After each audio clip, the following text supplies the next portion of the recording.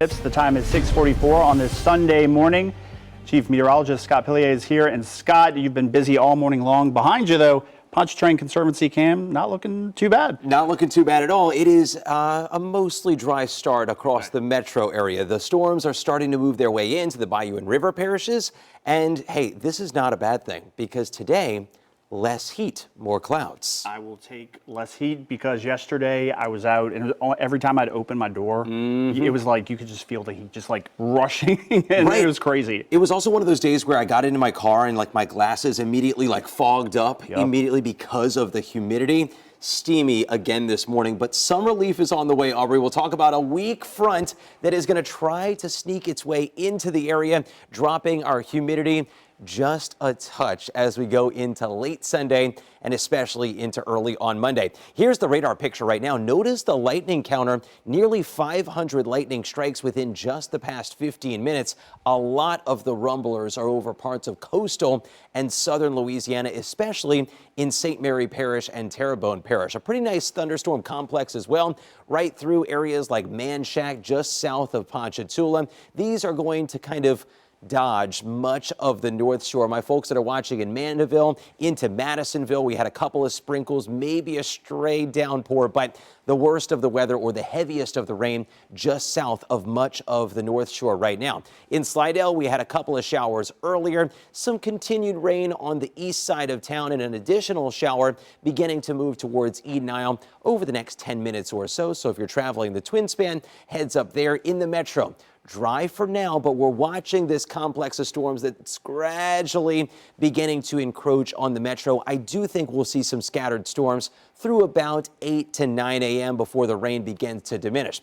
If you're watching from Lutcher over towards, let's say, Gramercy, my folks that are in Laplace, some scattered storms beginning to move into the river parishes. The good news about all of this, all of the storms right now well below severe limits. They're just packing a little bit of a punch with some gusty winds and some frequent lightning. Wind gusts about 35 miles per hour at most with these. Heaviest rain just towards, let's say, Patterson, Morgan City. So if you're traveling Highway 90 west towards Lafayette, heads up, the storms are heavier there.